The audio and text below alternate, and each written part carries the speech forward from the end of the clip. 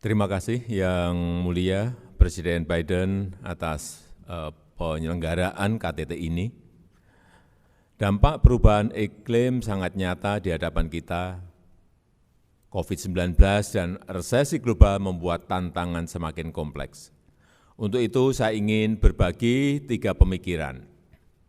Pertama, Indonesia sangat serius dalam pengendalian perubahan iklim dan mengajak dunia untuk melakukan aksi-aksi nyata. To lead by example.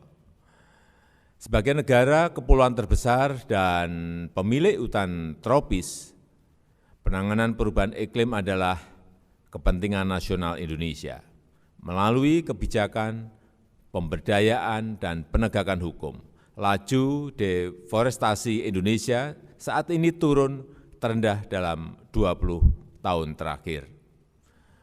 Penghentian konversi hutan alam dan lahan gambut mencapai 66 juta hektar, lebih luas dari gabungan luas Inggris dan Norwegia.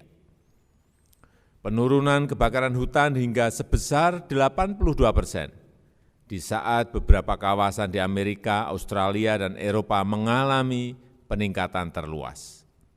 Kedua, kita harus memajukan pembangunan hijau untuk dunia yang lebih baik. Indonesia telah memutakhirkan NDC untuk meningkatkan kapasitas adaptasi dan ketahanan iklim. Kami menyambut baik penyelenggaraan Konvensi Kerangka Perubahan Iklim ke-26 di Inggris untuk hasil yang implementatif dan seimbang. Kami menyambut baik target sejumlah negara menuju net zero emission tahun 2050, namun agar kredibel komitmen tersebut harus dijalankan berdasarkan pemenuhan komitmen NDC tahun 2030. Negara berkembang akan melakukan ambisi serupa jika komitmen negara maju kredibel disertai dukungan real, dukungan dan pemenuhan komitmen negara-negara maju sangat diperlukan. Ketiga, untuk mencapai target persetujuan Paris dan agenda bersama berikutnya, kemitraan global harus diperkuat. Kita harus membangun kesepahaman, kita harus membangun strategi dalam mencapai net zero emissions dan menuju UNFCCC COP26 Glasgow. Indonesia sedang mempercepat pilot percontohan net zero emission antara lain dengan membangun Indonesia Green Industrial Park seluas 12.500 hektar di Kalimantan Utara yang akan menjadi yang terbesar di dunia.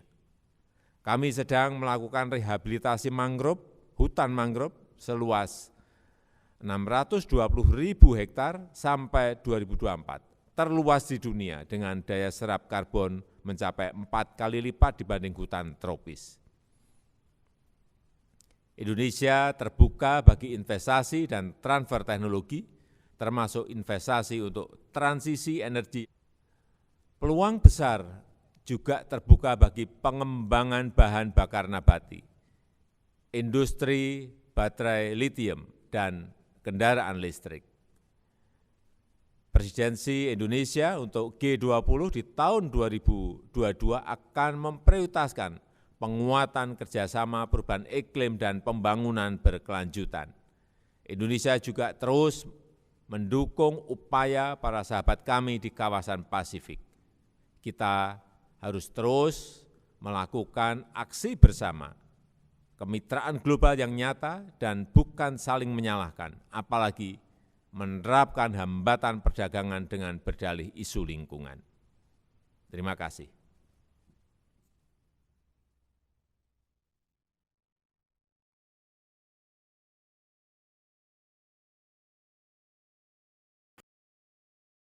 Thank you, President Biden, for organizing this summit. The impact of climate change is very real before us. COVID-19, the global recession, is making the challenges even more complex. That's why I want to give three thoughts. First, Indonesia is very serious about climate control and invites the world to take concerted actions. To lead by example, as the largest archipelago country and owner of the tropical forest, addressing climate change is Indonesia's national interest through employment policies and law enforcement. Indonesia's current deforestation rate has fallen to the lowest in the last 20 years.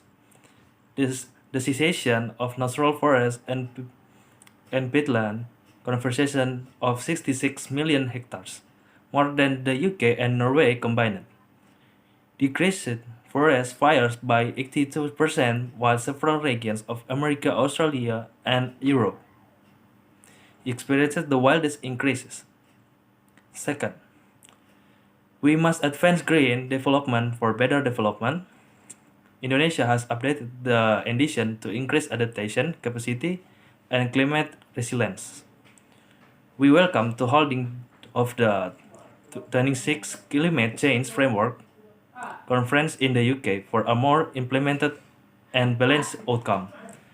We welcome the target of a number of countries towards a net zero edition in 2015.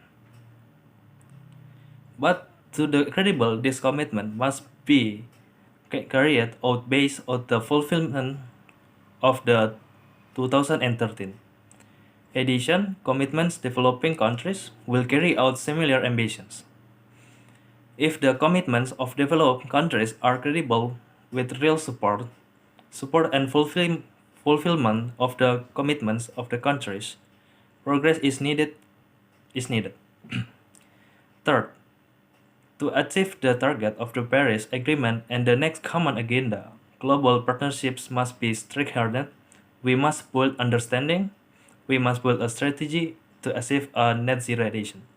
And towards the UNFCCC COP26, Indonesia is accelerating net zero edition pilots, among others, by building an Indonesian green industrial parks covering an area of about 12 and 500 hectares in North Kalimantan, which will become the largest in the world. We are doing mangrove rehabilitation. Mangrove forest covering an area of 620,000 hectares until 2024, the largest in the world with carbon absorption up to 4 times that of tropical forests. Indonesia is open to investment and technology transfer, including investment for energy transition. Great opportunities are also open for the development of biofuels, battery, industry, and electric vehicle. Indonesia weaponing for the G20 in 2022 will prioritize strengthening cooperation on climate change and sustainable development. Indonesia also continues to support the efforts of our friends in the Pacific region. We must continue to carry out joint action with real global partnerships and not blame each other,